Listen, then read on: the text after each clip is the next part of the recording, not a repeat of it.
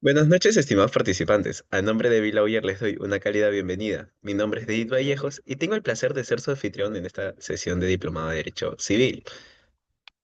En esta ocasión contamos con la presencia de una distinguida ponente, Patricia Santillán. A continuación, me encantaría presentarla. Abogada por la Universidad de Lima con maestría en Derecho Civil por la Universidad Complutense de Madrid. Socia del estudio Avedaño y profesora de Derechos Reales en la Pontificia Universidad Católica del Perú y en la Universidad del Pacífico. Además, conduce el podcast legal ¿Qué dicen los jueces? Su práctica profesional se concentra en litigios judiciales y arbitrales y se ha especializado en juicios vinculados al derecho de propiedad de inmueble. Agradecemos a todos los participantes que nos acompañan. Les recordamos que pueden enviar sus preguntas a través del chat, las cuales serán respondidas al finalizar su sesión. Estimada doctora, le damos la más cordial bienvenida y le cedemos la palabra para que inicie su sesión. Perfecto, muchísimas gracias David. Buenas noches con todos los que están conectados. Y muchas gracias a Bill Lawyer por la invitación. Cuando Bill Lawyer me pidió hablar en este diplomado, no, evidentemente iba a hablar sobre un tema del cual me especializo, que son los derechos reales, sobre todo lo relacionado a la propiedad inmueble. Y lo que yo quería era hablar sobre la restitución de los inmuebles, que es un tema que preocupa bastante, ¿no? Y además sobre lo cual se habla poco, ¿no? A pesar de que hay un pleno pasatorio respecto al desalojo por ocupante precario, todavía se sigue generando este tema diversas dudas a lo largo de no solamente su concepción civil, sino su aplicación en el caso en concreto. Entonces, propuse hablar sobre la restitución de bienes, aspectos civiles y procesales. Yo, como ha dicho ya David cuando me he presentado, soy abogada litigante, no solamente, y profesora de Derechos Reales en dos universidades del país. Y además conduzco un podcast legal que se llama ¿Qué dicen los jueces? Y al final les voy a mostrar el QR de mi podcast para ver si es que se quieren unir, porque precisamente hablamos sobre temas vinculados al derecho de propiedad y los aterrizamos con jurisprudencia actualizada. Pero eso será al final. Comencemos y vayamos a materia, ¿no? ¿Qué entendemos por la restitución? ¿Quién puede pedir la restitución? En realidad, nuestro Código Civil nos permite pedir la restitución no solamente al propietario, sino también al poseedor. ¿Qué tipo de poseedor? ¿Tiene que ser un poseedor legítimo? No necesariamente. Puede incluso pedir la restitución a un poseedor ilegítimo. Incluso pueden pedir la restitución a un poseedor ilegítimo de mala fe. ¿No? ¿Por qué? Porque nuestro sistema protege el derecho de posesión. No solo el derecho a la posesión, que ya más adelante veremos cuáles son las diferencias del derecho de posesión y el derecho a la posesión, ¿no? Y en base a ellas ver cómo aterrizamos esto de cara a los procesos judiciales. Pero cuando hablamos de restitución, vamos a dividir el tema de cuáles son los mecanismos para tomar posesión o tomar, la restitución de los inmuebles. Para comenzar, indicarlos de manera detallada, digamos, a lo largo de esta exposición, pero ahorita los voy a enumerar para que ustedes sepan qué vamos a hablar en esta exposición. Lo primero es el 920 del Código Civil, que es una acción posesoria extrajudicial, que es la única vía por el cual un particular puede tomar posesión por su propia mano, sin necesidad de ir al juez. Artículo 920 del Código Civil, ¿no? Hay supuestos, ahorita vamos a ir ahí. Segundo supuesto, entonces ya tenemos acción posesoria extrajudicial que quién la puede solicitar. En principio, cualquier poseedor. Legítimo, ilegítimo, buena fe, mala fe. Únicamente tiene que probar que esté en posesión. Ya iremos por ahí. Segundo, la otra forma de solicitar la restitución es los interdictos de recobrar y de retener, ¿no? Que el plazo es un año. ¿Quién lo puede solicitar? Cualquiera, cualquier poseedor, sin importar su condición. Más adelante vamos a entrar a hablar sobre cada uno de ellos. Ahorita estoy enumerándolos para ver qué vamos a ver. Tercer supuesto, precario, ¿no? Un desalojo por ocupante precario. ¿Quién puede demandar el desalojo por ocupante precario? Ya no solo cualquier poseedor, no. Acá el desalojo por precario lo tiene que demandar alguien que tiene derecho a la posesión. A diferencia de la acción de 920 y los interdictos que lo puede solicitar cualquier poseedor. Cualquier poseedor, porque lo único que se tiene que invocar es un derecho de posesión. Así lo dice la doctrina y la jurisprudencia. Derecho de posesión y a diferencia de el desalojo, que es el derecho a la posesión. Sobre el desalojo por ocupante precario, ya ha habido un pleno casatorio, el cuarto pleno casatorio, sobre el cual entraremos a hablar también un poco, porque el cuarto pleno casatorio ha sido en el año 2014. Hace 11 años se ha emitido este pleno casatorio, pero todavía siguen habiendo algunos aspectos vacíos, algunos aspectos dudosos y sobre todo algunas aplicaciones todavía de los jueces de cara al cumplimiento del cuarto pleno. Hablaremos más adelante. Pero esta acción del desalojo por ocupante precario la tiene que hacer el propietario, no necesariamente. Aquella persona que tiene derecho a la posesión. ¿No? Luego nos vamos a diferentes formas de recuperación de inmueble cuando hay contratos, existen contratos con cláusulas especiales. Por ejemplo, vencimiento de contrato, un contrato típico de arrendamiento, lo recupero cuando vence el contrato, ¿no? Y luego vienen las cláusulas especiales que son la cláusula de allanamiento futuro, que es un desalojo, pero especial, porque existe norma, existe un reglamento especial para la recuperación de estos inmuebles y luego el desalojo express o notarial, ¿no? Llamado desalojo express, ¿no? Que es aquel desalojo que se inicia ante un notario. El notario, ya hablaremos un poco más a detalle de esto, pero finalmente el notario forma parte del procedimiento de desalojo y en principio es más rápido, pero igual terminas en el Poder Judicial, ojo. Y luego viene las formas de restitución a través de un proceso de reivindicación que le inicia un propietario no poseedor contra el poseedor no propietario. Y luego también el mejor derecho de propiedad cuando se acumula la pretensión reivindicatoria o la pretensión de restitución al juicio de mejor derecho de propiedad. Entonces vemos que hay diferentes formas de mecanismos que se puedan usar para la restitución. ¿De qué va a depender? Va a depender de quién demanda, de cuál es tu puesto de hecho, ¿no? Y además, cuál es su puesto de hecho, qué contrato tengas, si tienes contrato, si no tuviste contrato, y qué condición tenga también tu ocupante. Vamos a entrar un poquito a hablar sobre estas formas de restitución en esta ponencia. Pues bien, habiendo dicho esto, lo primero que tengo que hablar es sobre el 920 del Código Civil, que es una norma que ha sido modificada también en el 2014. Antes, ¿cuál es la lógica de esta norma? Acción-reacción, ¿no? Esta era la lógica de la norma antes de la modificatoria, porque tengo que hablar de la modificatoria, porque la modificatoria puede tener graves peligros de aplicación. A ver, antes del año 2014, ¿cómo se aplicaba la norma? Me quitan mi bicicleta, entonces estoy en el parque, me quitan mi bicicleta, ¿qué puedo hacer yo? A aquella persona que me la quitó, digamos, reaccionar yo de forma inmediata, sin ningún plazo, me la quitan y yo se la quito para restituírmela yo misma. ¿No? Yo misma, alguien me la quita y yo se la quito. Es una acción-reacción. Eso era básicamente parecido a lo que en materia penal se llama la legítima defensa. Esa era la acción posesoria extrajudicial. No había mayor ciencia. ¿Cuándo lo puedes hacer? De manera inmediata. Eso aplicando a los inmuebles era exactamente lo mismo.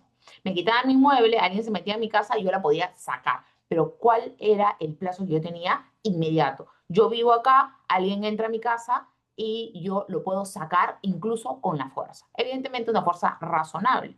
Pero eso era el 920 del Código Civil antes de la modificatoria en el año 2014. ¿Cuándo varió esto? 2014. ¿Y en qué varió?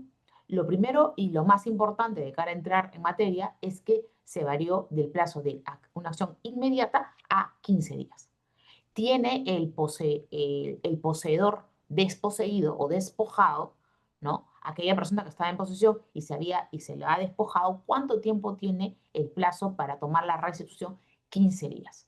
Y este es el gran cambio de la norma, porque ya no es acción-reacción, ya no es una legítima defensa, ya no es me quitan la bicicleta y la tomo, sino tengo 15 días, ya no es entraron a mi propiedad y yo trato de manera inmediata de recuperarla, sino tengo 15 días. ¿Eso qué promueve? Promueve la violencia, porque tengo 15 días para que el despojado y el que despojó se armen, ¿no? O hagan estrategias o contraten a gente que proteja la posesión y ahí vienen los enfrentamientos. Entonces, pero hoy existe eso, a pesar de que estoy criticando la norma, eso es lo que existe hoy. Tengo 15 días desde que hoy soy despojada, tengo 15 días desde el despojo o desde que tomo conocimiento. Ojo, podría no haberlo tomado en el día uno, sino haberlo tomado conocimiento 2 meses después. ¿Desde cuándo dice la ley que se comienza a aplicar? Desde que tomo conocimiento. Entonces vemos que la acción de recuperación inmediata del antiguo 920 del Código Civil ya no se aplica hoy. Hoy se aplica algo mucho más extenso, que son 15 días desde que tomó conocimiento del despojo. Entonces, la aplicación hoy del 920 a partir del 2014, que cambió la norma, es que tengo 15 días desde que tomo conocimiento. Y ya ahí las cosas comienzan a cambiar, ¿no? Más allá de estar de acuerdo o no con esta norma, es lo que hoy se aplica, 15 días para tomar posesión. Pero la norma dice muchísimo más y es bueno repasarla un poco, ¿no? ¿Qué es lo que dice la norma? No solamente, eso lo que les acabo de contar, dice el primer párrafo de la norma. El segundo párrafo de la norma, tengamos en cuenta que esta defensa posesoria es una defensa del poseedor, ¿no? ¿De qué poseedor? De cualquier poseedor, ¿no? Poseedor legítimo, ilegítimo, de buena fe, de mala fe, no interesa la condición del poseedor, es simplemente estuviste en posesión y te despojaron, incluso este despojo puede ser por el propietario. ¿Por qué? Porque se protege la posesión en sí misma. Entonces, si es que el propietario te despoja, incluso también puede aplicar el 920.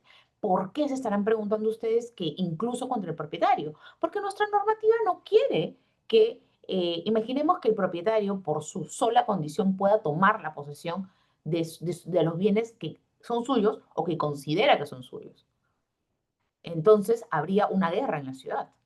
Porque si alguien está en mi propiedad y yo digo, ah, esa es mía, lo saco, ¿no? Y aquella persona no tiene derecho o tiempo para defenderse, finalmente esto incita la violencia, incita que la gente tome partido, ¿no? Por su propia mano o quiera hacer justicia por mano propia. Y la idea es que quien decida a quién le corresponde ese derecho es el juez. Así está regulado en nuestro sistema jurídico. No, salvo en la defensa posesoria extrajudicial, que es, pero porque era acción-reacción. No, salvo cuando yo estaba en posesión y me lo quitaban. Ahí retomo la posesión inmediatamente. Ese era el antiguo 920. Este 920, no, este 920 te da 15 días. Así es estipulado. Segundo párrafo del 920. Estoy hablando de que es una defensa del poseedor. Pero en el segundo párrafo del 920 introducen al propietario. Y les voy a leer rápidamente lo que dice la norma. El propietario de un inmueble que no tenga edificación, primer supuesto, o sea, ya no solamente hablamos de que es una defensa posesoria, y eso es un error, porque estamos hablando de la defensa del poseedor. No tendría por qué estar acá que también se lo proteja al propietario. Pero así lo ha dicho la norma y así está nuestro Código Civil. Entonces, veamos cuándo se aplica. Esta defensa posesoria extrajudicial que tiene 15 días para ejercerse, también la puede hacer el propietario. ¿En qué supuestos? Cuando, dice, el propietario de un inmueble que no tenga edificación, un inmueble que no tenga edificación, o cuando ésta se encuentre en dicho proceso, vale decir, en construcción, puede invocar también la defensa señalada, ¿no? Del párrafo anterior, en caso de que su inmueble fuera ocupado por un poseedor precario. Y acá vienen varias preguntas. Entonces dice, esto también lo puede usar el propietario contra, ¿no?, el poseedor precario, siempre y cuando el poseedor precario viva en un terreno vacío o en construcción, básicamente, ¿no? Entonces vemos que ¿quién define quién es precario? ¿No? El propietario va a decir siempre que el poseedor es precario, ¿no? Pero ¿quién define o quién califica esa precariedad? ¿El propietario? Entonces, siempre un propietario, ¿no?, va a poder desalojar por mano propia a aquella persona que está en posesión, siempre y cuando esa posesión sea respecto de un terreno vacío o en construcción. ¿Y cuál es el plazo que se aplica? No lo dice la norma. Y esto es un grave problema del 920, porque no dice que se le aplique el plazo de 15 días. Entonces, simplemente aquel poseedor, aquel propietario, siempre y cuando sea un terreno en construcción o sin edificación, si considera que es precario, lo saca. Y además la norma dice que puede la Policía Nacional ayudar, ¿no? Finalmente, la jurisprudencia, ¿qué es lo que ha dicho respecto de este supuesto hecho? La jurisprudencia ha dicho que no existe, y es cierto, no existe un protocolo para que la policía vaya a ayudar para efectos de los casos del 920. Debería existir un protocolo, por supuesto, porque cuando uno va a la policía, lo he intentado, voy a la policía y digo, quieren buscar el 920 porque a mi cliente lo acaban de despojar, la policía no se para. La policía no dice, vamos, te acompaño, ¿no? La policía dice, no, yo no voy, o si va, mira y dice, bueno, no, no, acá no me voy a meter. Entonces, básicamente, cuando se quiere aplicar el 920, realmente en los hechos no se aplica. Y esto, en una sentencia analizada a nivel Corte Superior, la Corte Superior analizó esto, un caso de Huancavelica, la Corte Superior analizó este supuesto de hecho y lo que dijo es, bueno, en efecto, no existe un protocolo para la recuperación de bienes de particulares, pero sí existe el protocolo para aplicar el 920 para bienes del Estado. Entonces, esta jurisprudencia dice, se aplica el protocolo para la restitución, para que la policía actúe para efecto de la restitución del 920 para bienes de particulares, también hay que aplicarle el protocolo de los bienes del Estado. Eso es lo que dice, ¿no? El problema es que no puede ser, pues, una aplicación igual. No estamos hablando de bienes de la misma naturaleza. Y tampoco estamos hablando de personas que recuperen de la misma manera. Una cosa es cuando recupera el Estado y otra cosa es cuando recupera un particular. Además, ese protocolo impone requisitos exigentes de cara a que la policía actúe, ¿no? Y ese no es nuestro 920.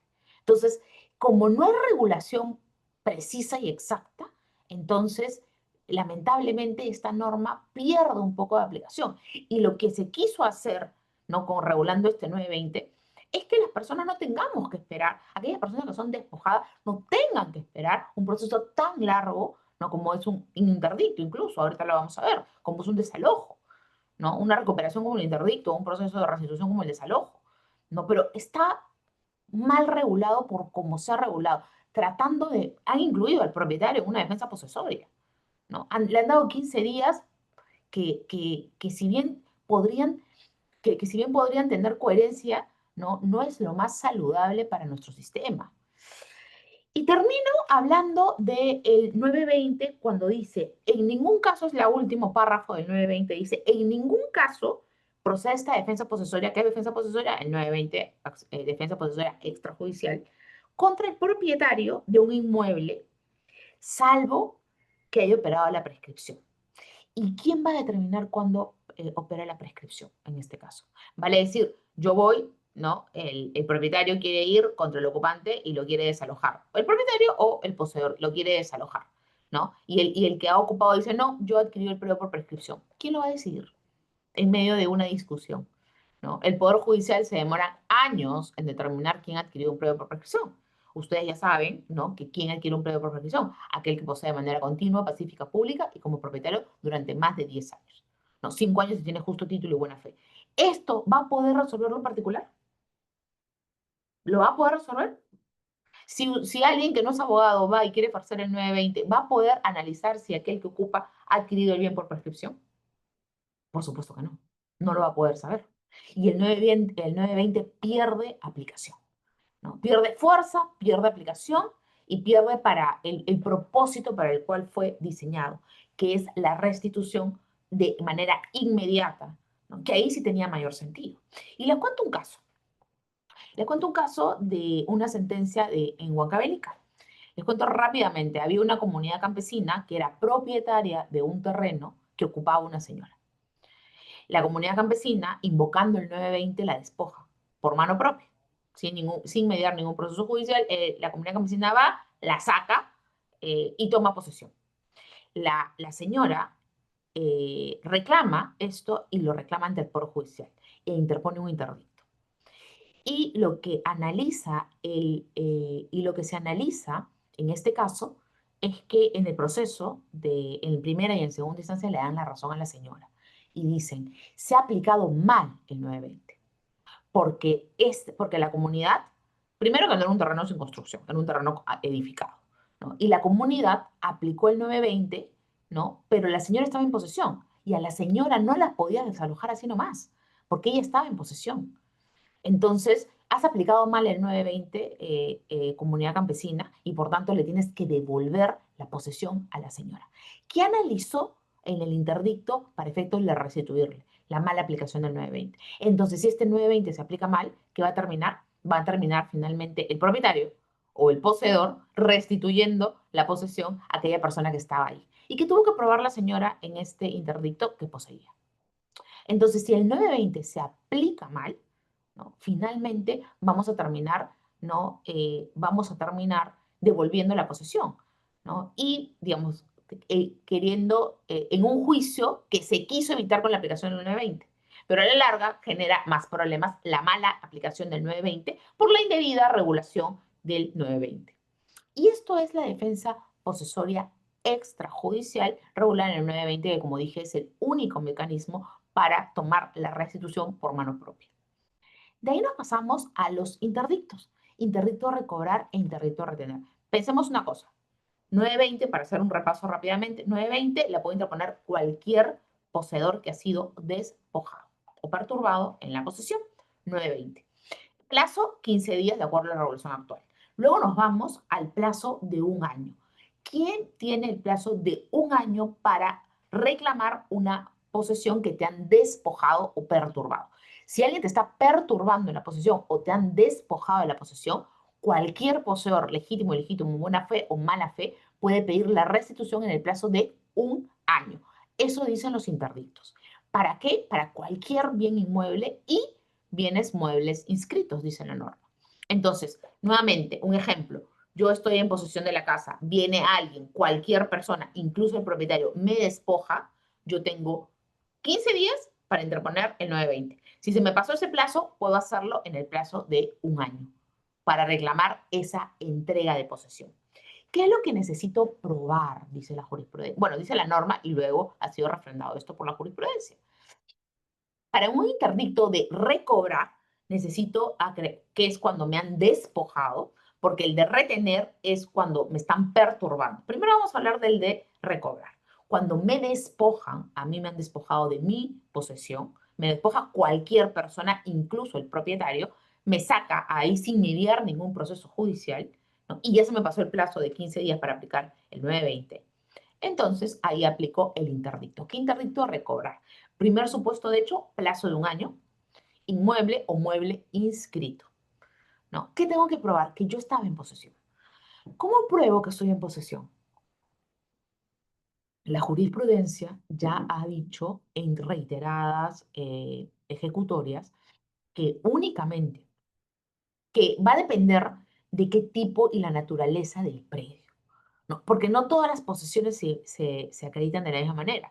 Si es un inmueble en el cual vivo en la ciudad, entonces en el cual habito diariamente y continuamente, porque es mi casa, habitación, va a ser una manera de probar diferente que si solamente lo habito los fines de semana, ¿no? O si es un inmueble que uso para fábrica, o si es un inmueble que uso únicamente para plantaciones, o si es un inmueble que no tengo una posesión respecto de inmueble, pero no es física y diaria, ¿no? Por ejemplo, hay terrenos en Lurín, en Mala, que se han comprado para inversión, que están cercados y que tengo poder de conducción, pero no vivo ahí. No tengo una posesión diaria ni efectiva. ¿Eso significa que no tenga posesión? No.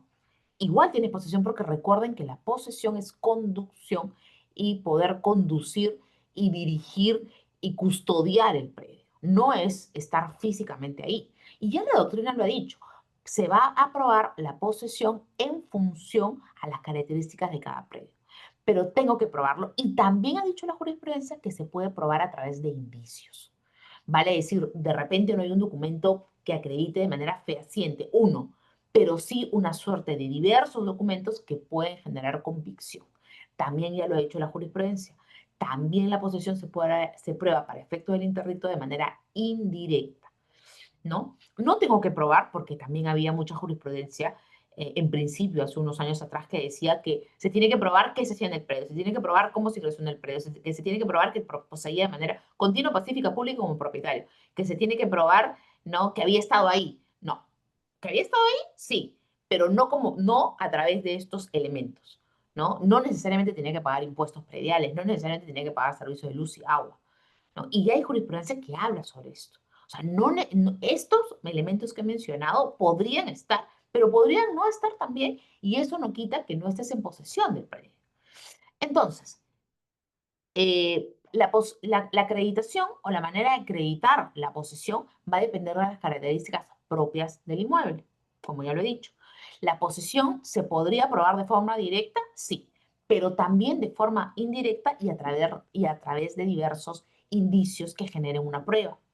Y adicionalmente, no es necesario acreditar que he poseído de manera continua, pacífica, pública como propietario. Basta la sola posesión. Entonces, probando el primer elemento que he poseído y probando el despojo, ya procede el interdicto. Y siempre y cuando lo hayas interpuesto en el plazo de un año. ¿Qué interdicto procede? El interdicto de recobrar.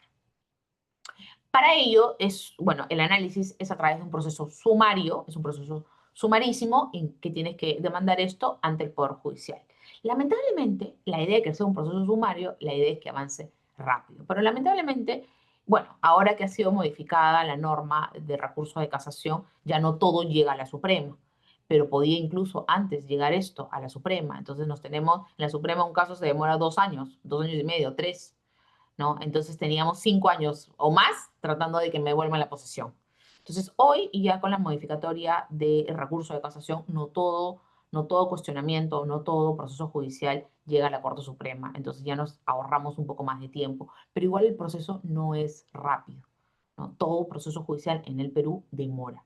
Aunque ahora con la modificatoria del recurso de casación más el tema de la oralidad, ¿no? El módulo de litigación oral, los procesos están avanzando un poco más rápido. Pero eso es respecto al interdicto de recobrar. ¿Cómo es el interdicto de retener? El interdicto de retener no es cuando me despoja, sino cuando me perturban la posesión. Ejemplo, imaginemos que hay una construcción ruinosa al lado de mi casa y esa construcción no me deja, ¿no? Me está perturbando mi posesión regular. Porque evidentemente una construcción siempre va a generar ruido, siempre va a generar polvo, pero ese ruido y ese polvo está permitido. Pero cuando ya pasan los límites, ¿no? Los decibeles permitidos, entonces ya ahí me está perturbando mi posesión ordinaria y ahí puedo interponer un interdicto de retener porque me está perturbando la posesión. También puedo interponer un interdicto de retener, por ejemplo, cuando alguien perturba mi acceso a mi predio también. Entonces, ahí también el plazo es de un año contados desde la perturbación, ¿no? Quien lo solicita, aquel que está en posesión y que tiene que probar, evidentemente, estar en posesión, que esa posesión está siendo perturbada, ¿no? Y dirigir esta demanda contra aquella persona que está perturbando. Y siempre que se inicie en el plazo de un año y se acredite efectivamente la perturbación, entonces procede el interdicto y el juez emitirá una sentencia ordenando que cesen los actos de perturbación o de violencia. Y en el caso del interdicto de recobrar, ordenará la restitución. Es importante que en estos procesos de interdicto también se pueden acumular pretensiones. ¿Qué pretensión se puede acumular? Por ejemplo, el pago de frutos y una indemnización por daños y perjuicios. A ambos interdictos, la norma procesal te dice que puedes sumarle este plazo, lo cual me parece importante porque yo les estaba hablando a su momento. En este plazo me puedo demorar 3 años a fin de obtener la restitución de la posesión que me corresponde porque tengo derecho de posesión. Entonces, a este plazo de 3 años que me voy a demorar, le puedo sumar una pago de frutos. ¿Quién paga? ¿Cuáles son los frutos? Los frutos no son aquel, aquello que se ha generado, ¿no? A favor del poseedor por no poder ocupar el inmueble, ¿no? Un fruto típico es asimilar esta ausencia de posesión con lo que hubiera podido generar el inmueble si yo lo pudiese haber alquilado, ¿no? Esos son los frutos. Y adicionarle a eso, pueden adicionarle según la norma una indemnización de daños y perjuicios. Esto incluso para el interdicto de recobrar como el interdicto de retener siempre y cuando corresponda. ¿No? Eso respecto a los interdictos, importante saber el plazo, que el plazo es de un año. Y ahora, en el 920, defensa posesión extrajudicial y en los interdictos, ¿qué es lo que se defiende? Nuevamente repitamos, derecho de posesión. El solo hecho que estés en posesión del inmueble va a hacer o va a permitir que se activen estos dos mecanismos de defensas defensas de la posesión o para efectos de la restitución de los inmuebles. Ahora vamos a pasar a ver los desalojos. En el desalojo necesariamente tienes que probar que tienes derecho a estar en la posesión del inmueble. Entonces ya no se defiende el derecho de posesión, sino el derecho a la posesión, que es súper importante hacer esta diferencia. Porque si es que ya perdiste el plazo, ya se te pasó el plazo del 920 y se te pasó el plazo del interdicto, ya, y no tienes ningún título para poseer, ya no puedes demandar el desalojo. Porque imaginemos que es un ocupante ilegítimo, es un ocupante ilegítimo y de mala fe. ¿Podría demandar un desalojo? No. Podés solamente demandar 920 e interdicto. Y al siguiente nivel, cuando nos vamos a los desalojos, sí hay que tener algún derecho. Tienes que tener, no necesariamente el desalojo lo tiene que iniciar un propietario, porque lo puede iniciar también un concesionario, porque se le ha derivado la posesión, o cualquier persona que tenga derecho a la posesión. Y acá es importante hacer ese énfasis porque ¿qué es lo que se va a analizar? A diferencia del 920 o a diferencia de los interdictos, en los interdictos el juez va a analizar, ¿qué es lo que va a analizar?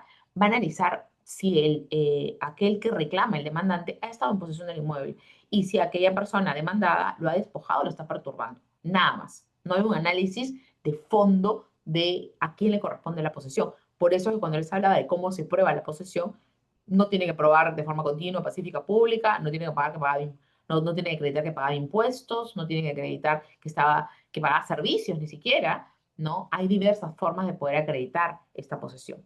Pero acá ya en los desalojos sí hay un título.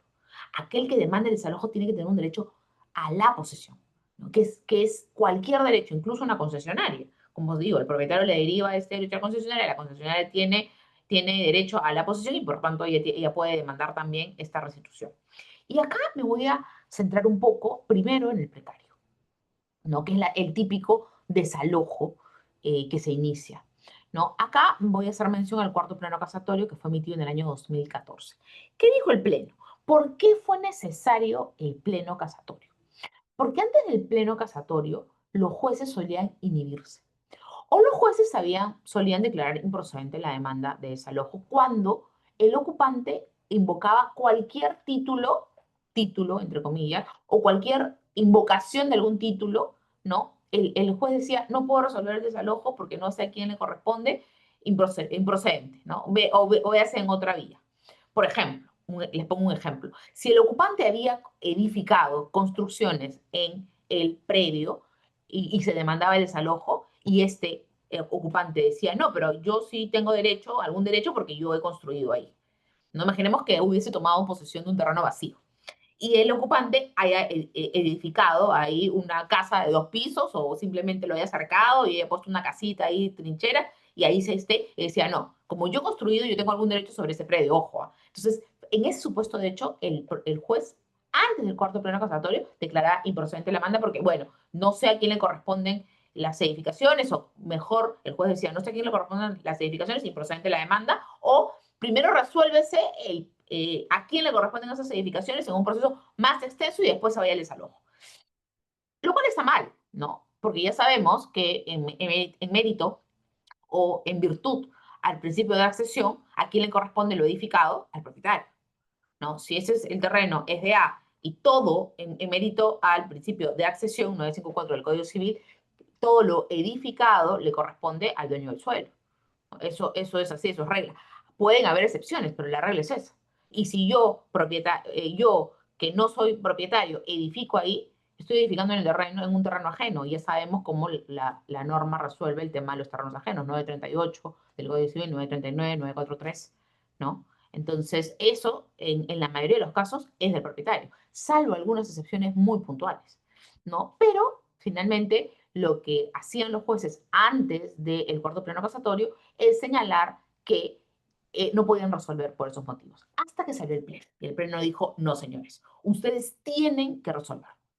Jueces, ustedes tienen que resolver porque el desalojo, o sea, que está pidiendo aquella persona que tiene derecho a la posesión y pide la restitución, merece la restitución. Y ya después se verá a quién le corresponden las edificaciones en otro proceso. Ya después se verá si el contrato es nulo que está invocando de la otra parte, pero tú resuélveme el proceso de desalojo porque el que está invocando un título tiene derecho a la restitución. Y el cuarto pleno casatorio se emitió en ese contexto.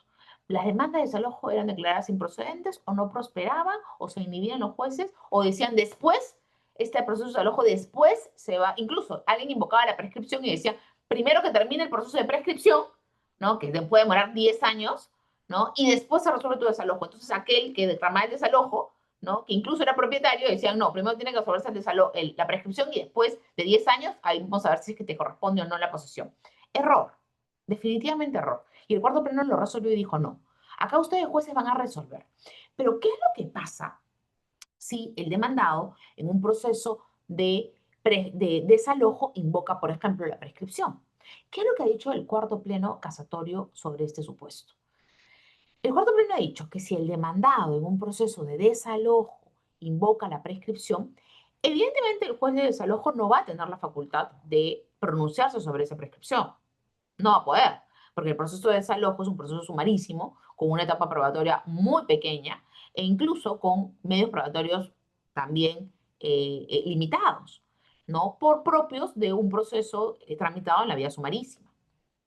Sin embargo, lo que ha dicho el cuarto pleno casatorio es, no vas a resolver la prescripción dentro del marco del proceso de desalojo, pero lo que sí vas a hacer, juez, es analizar y ver si te genera algo de convicción, ¿no? Es una mirada preliminar a la invocación del demandado, ya sea en este caso prescripción, adquisitiva de dominio, que ahorita voy a señalar otro supuesto de hecho, pero en este caso, ya sea juez que tú estás invocando la otra parte, la prescripción adquisitiva de dominio, vas a mirar, ¿no? De una manera preliminar, ¿no? Estos medios probatorios que acrediten, ¿no? Esta prescripción que invoca el demandado en un proceso de desalojo. Y si no te causa convicción, juez, vas a declarar fundada la demanda. Si no te causa convicción, lo cual no significa que el proceso de prescripción que inicie o que tenga en curso el demandado vaya a declararse infundado. No tiene nada que ver. Solo juez tú del desalojo. Si tú ves que esa demanda, esa defensa invocada en mérito de la prescripción no te causa convicción, vas a declarar infundada la demanda fundada la demanda de desalojo.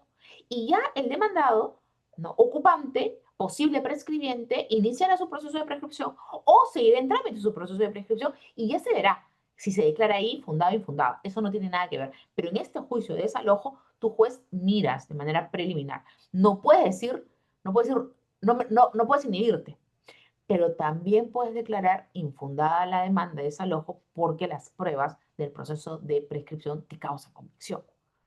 También puede ser infundada la demanda del desalojo. Y ojo, yo acá presumiblemente y preliminarmente veo que podría haber algún derecho y por tanto declaro infundada la demanda.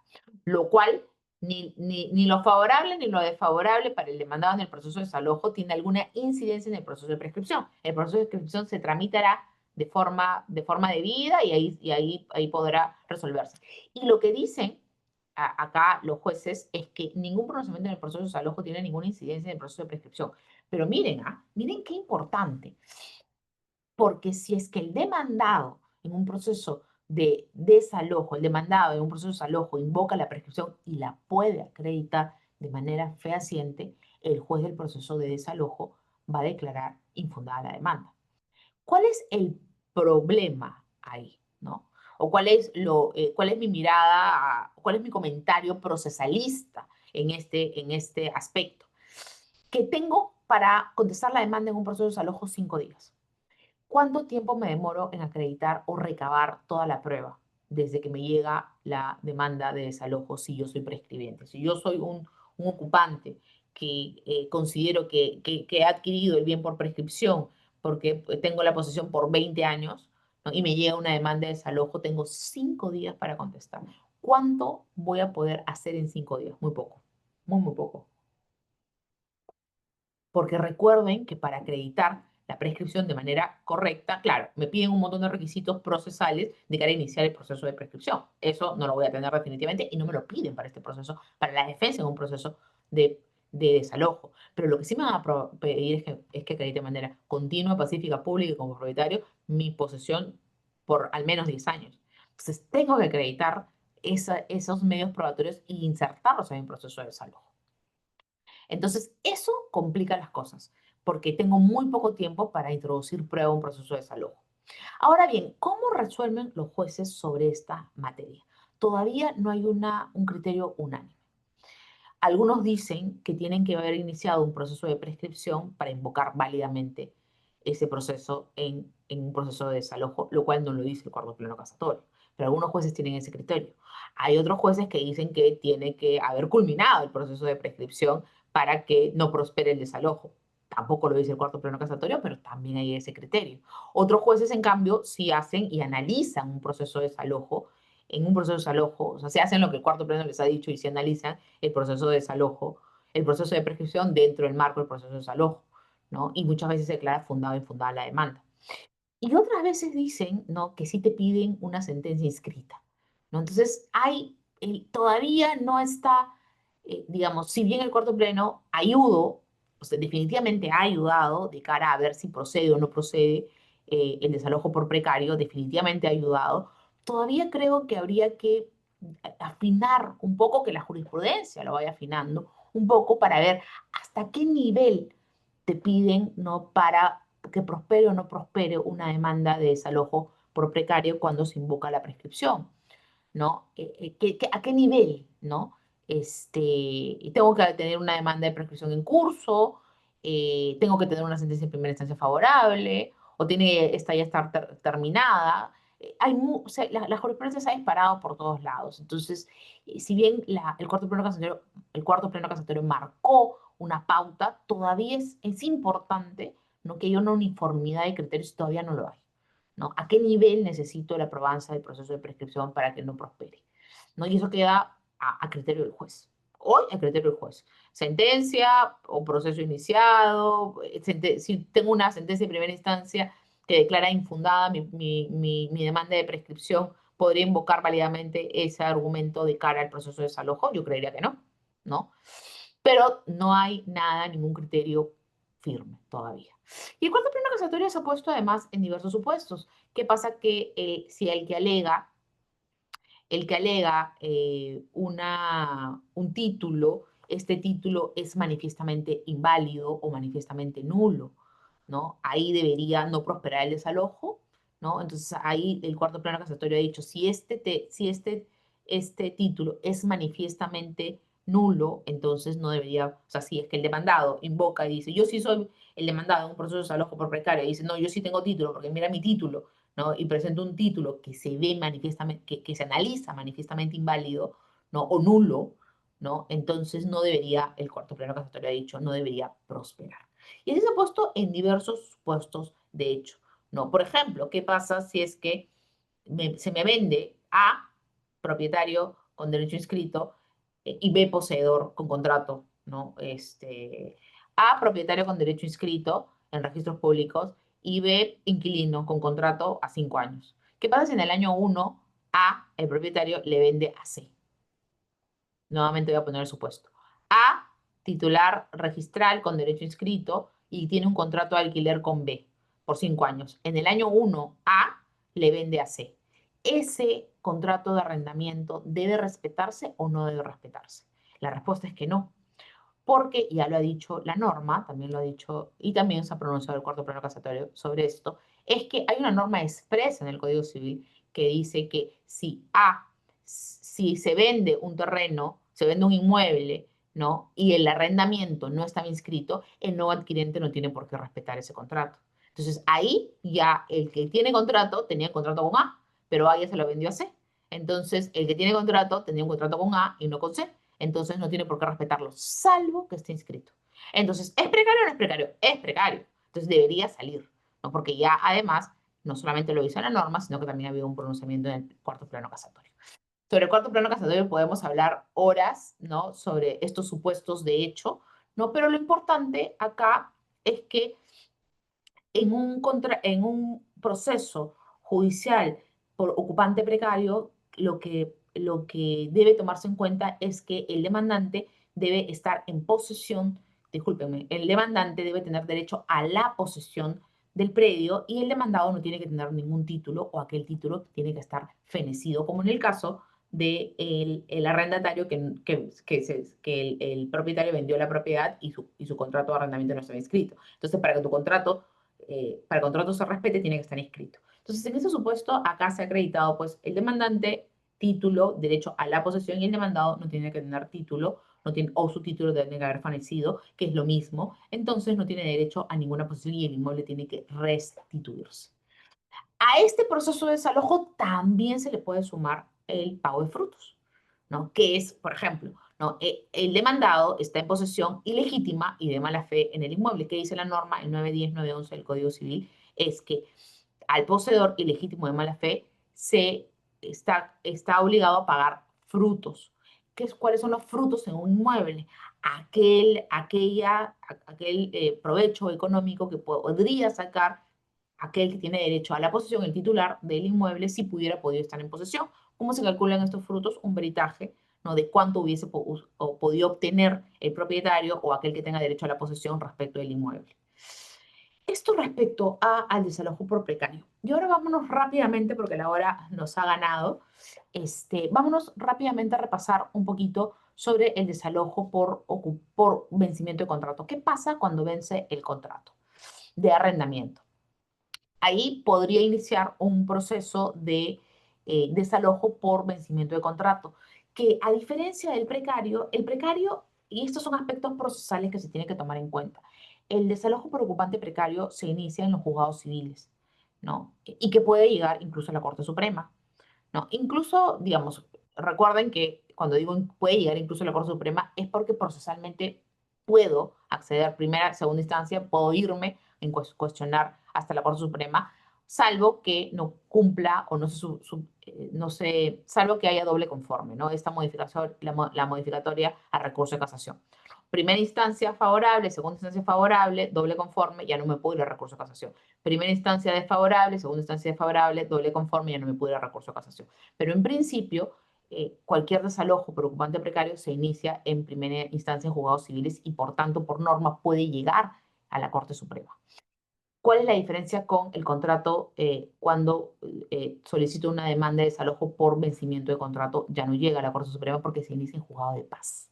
Y eso es lo importante en un proceso de desalojo por vencimiento de contrato, ¿no? Que básicamente termina el contrato y tú le demandas tú le pides la restitución, no te la entrega, entonces vas a un proceso judicial.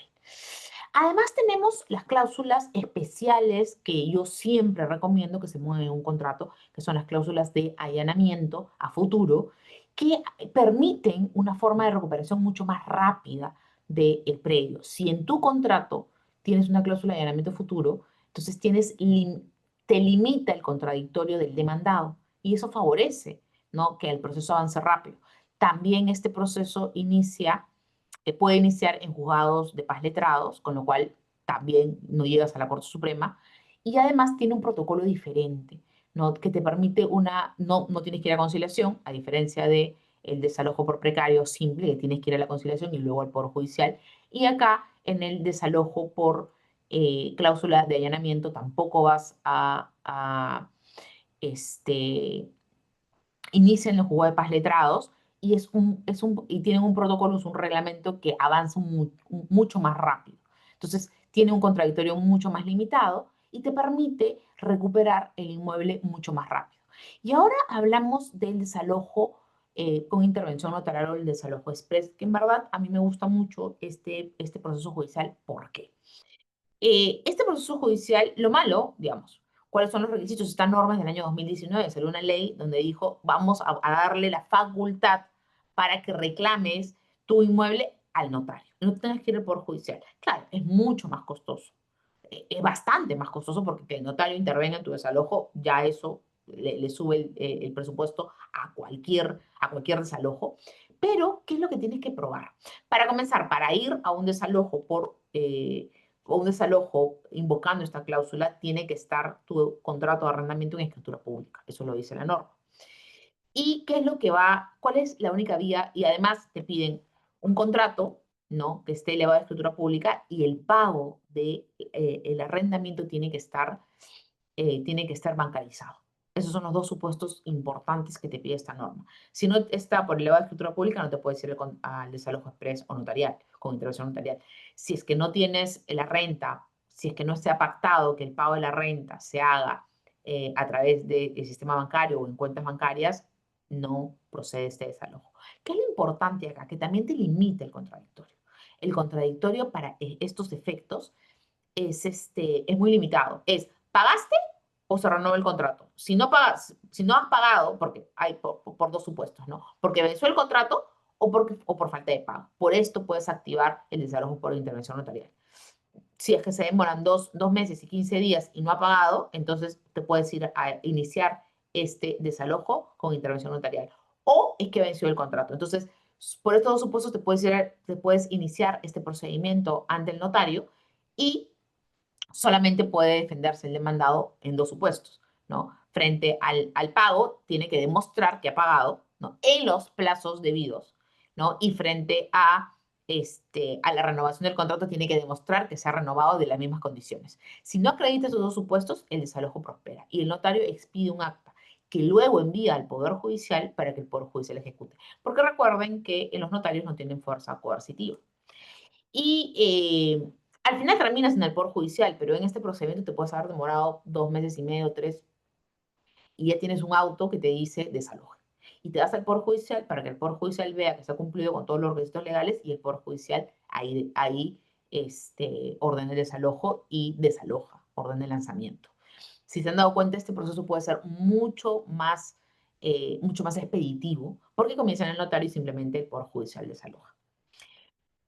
Y ahora, finalmente, vamos a las formas de restitución a través de un proceso de reivindicación y un mejor derecho de propiedad, ¿no? El proceso de reivindicación es aquel proceso que inicia el propietario no poseedor contra el poseedor no propietario. ¿Qué pasa si es que aquella persona, por cuándo interponer, y esto me gusta mucho de cara a los aspectos procesales, cuándo interponer una demanda de reivindicación y no una demanda de desalojo? ¿No? ¿Cuándo interponer una y no otra? Porque acá, en este caso, primero para comenzar, la reivindicación la inicia el propietario, ¿no? No poseedor contra el poseedor no propietario. Aquella persona que no es propietario. Pero vamos a imaginar que me va a demandar que aquel ocupante precario, que yo considero que es precario o que no tiene derecho a la posesión o que no tiene ningún derecho, me invoca la prescripción. ¿Qué es mejor? Recuerden que cuando invoca la prescripción, el juez del desalojo me puede declarar infundada la demanda del desalojo y no va a prosperar si es que considera que tiene un título. Para ello, mejor me voy a un proceso de reivindicación, que es un propietario no poseedor contra el poseedor no propietario. Yo te digo, no eres propietario. Pero en la reivindicación sí me permite el contradictorio. Sí me permite discutir, es una vía un poco más extensa para discutir la posesión o la prescripción del demandado. Y acá sí va a haber una pelea de títulos. Acá sí el juez va, al igual que el proceso de mejor derecho de propiedad, en el proceso de reivindicación va a haber una pelea de títulos, ¿no? El juez va a contrastar. Entonces es, tú demandante en el proceso de reivindicación, tú eres propietario. A ver, ¿cuál es tu título? Mi título inscrito en registros públicos o mi escritura pública, que no ha llegado a registro, pero acá la tengo, ¿no? Y además que está elevada en escritura pública y tiene fecha cierta. Y lo demando contra aquel poseedor que invoca la prescripción. Acá sí va a poder el juez analizar. No va a declarar, acá no va a declarar necesariamente se puede el demandado reconvenir la prescripción y entonces sería una pelea de el demandante, ¿no? Título inscrito en registros públicos y el demandado, ¿no? Puede tener también haber un tema de duplicidad de partidas y puede tener el demandante título y el demandado también puede tener título. Y acá se va a ver a quién prospera. Lo mismo en un proceso de mejor derecho de propiedad. El demandante puede tener título y el demandado también puede tener título inscrito en registros públicos, duplicidad de partidas, y acá se va a pelear quién tiene el mejor derecho de propiedad. Pero esta pelea de mejor derecho de propiedad y esta pelea en la restitución, que puede ser porque tenga un título inscrito en registros públicos, duplicidad, o puede ser porque el poseedor invoque haber adquirido por prescripción y puede reconvenir incluso en el proceso de mejor derecho de propiedad e incluso en el proceso de reivindicación se puede reconvenir también. Entonces, en esta pelea de títulos, que no es materia de esta charla, pero lo he mencionado de cara a decir que en estas peleas, tanto de mejor derecho de propiedad como de reivindicación, también se puede acumular la restitución. Porque recuerden que el proceso de reivindicación, finalmente, ¿cuál es el objetivo? ¿No? Es recuperar la posesión del inmueble. Entonces, aparejada la reivindicación viene, o como consecuencia de la reivindicación, viene la restitución. Entonces, también por eso he incluido este supuesto de hecho para efectos de esta exposición, a pesar de que no estamos hablando de los títulos, acá no ha habido un análisis de ningún título, digamos, en esta charla, pero como consecuencia de este análisis de títulos, también terminas pidiendo la restitución de cara a la reivindicación y como una pretensión accesoria del proceso de mejor derecho de propiedad. Y finalmente, con esto, pues uno siempre termina, estas también son vías de recuperación, pero ¿quién las interpone? En estas dos vías, evidentemente, a diferencia, y haciendo una línea de tiempo, ¿no? 920 e interdictos, un derecho de posesión. ¿Quién lo puede interponer? Cualquier poseedor legítimo, ilegítimo, de buena o de mala fe. Luego, los desalojos por, por precario, con cláusulas especiales, vencimiento de contratos. ¿Quién lo puede interponer? Aquel que tiene derecho a la posesión. Entonces acá tenemos dos niveles, posesión y posesión. De posesión de facto que se protege y acá se protege aquel que tiene derecho. Derecho de posesión de facto, derecho a la posesión, quien tiene derecho a estar en ella. Y luego venimos al siguiente nivel, que ya es propiedad, ¿no? ¿Quién lo puede interponer? Un proceso de reivindicación o mejor derecho de propiedad, el propietario. Y también puede, como contrapartida, pedir la restitución. Ojo, al desalojo también lo puede demandar, puede pedirlo un propietario, pero además el propietario puede pedir el interdicto, puede pedir el propietario lo puede todo, ustedes saben, 923 del Código Civil, el propietario tiene derecho a usar, disfrutar, disponer, reivindicar. El propietario puede interponer el interdicto, el propietario puede interponer el desalojo y el propietario puede interponer también la reivindicación y el mejor derecho de propiedad. Pero son niveles, ¿no? Defensa posesoria e interdictos, derecho de posesión, desalojos en cualquiera de sus formas, derecho a la posesión. Y el mejor derecho de propiedad y la reivindicación solo aquel que son propietarios.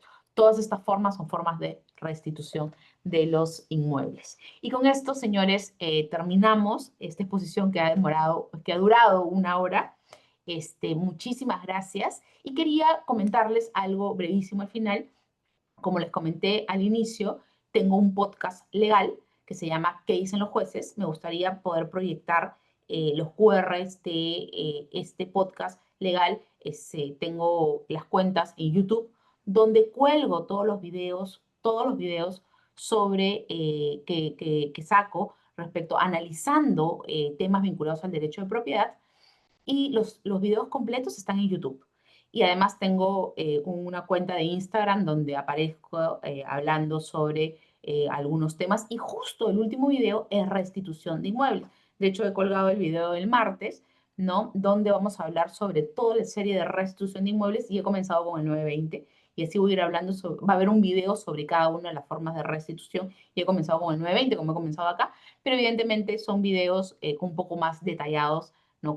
Y a lo largo de este podcast logro no solamente hablar sobre la restitución, sino también sobre el desalojo por precario, voy a hablar sobre duplicidad de partidos, voy a hablar sobre todos los temas, así que los invito a seguirme y si me das permiso, David, podría compartir mi QR. No, claro que sí, doctora. A ver, Tiene totalmente el permiso. muchísimas gracias. Ahí está, no sé si lo logran ver. Esto es el QR de YouTube, donde cuelgo los videos completos, ¿no? El último video de defensa posesoria duró 11 minutos, ¿no? Y me pueden hacer cualquier pregunta ahí. Y ahí está también mi cuenta de Instagram, donde cuelgo también información y también cuelgo información sobre las charlas que doy, ¿no? Algunas son gratuitas, la mayoría son charlas gratuitas para Biloyer o para otras plataformas, ahí todo lo cuelgo. Y he visto que me han hecho una pregunta, ¿no? Sí, efectivamente, por el chat le han hecho una pregunta. A ver, si Le- quieres la respondo, David. Ah, claro, perfecto. ¿Sí? ¿Le parece que si la leo y usted la responde? Sí, por supuesto. Ya. Carlos Alfaro dice, ¿la Policía Nacional puede intervenir o brindar apoyo en la recuperación de un bien dentro del plazo de 15 días que otorga la ley para ejercer la defensa posesoria extrajudicial sin necesidad de una orden judicial? Sí, sí, efectivamente, Carlos, así lo dice el 920 del Código Civil. Lo dice expresamente, ¿no? Que la policía puede. ¿Cuál es el problema con esto? Que como dije en mi exposición, la policía no siempre te acompaña. porque esa es una norma del Código Civil. Y la policía dice, no tengo ningún protocolo, lo cual es cierto, no hay ningún protocolo para que ellos vayan, ¿no? Pero deberían obedecer lo que dice la norma del Código Civil, pero no lo hacen.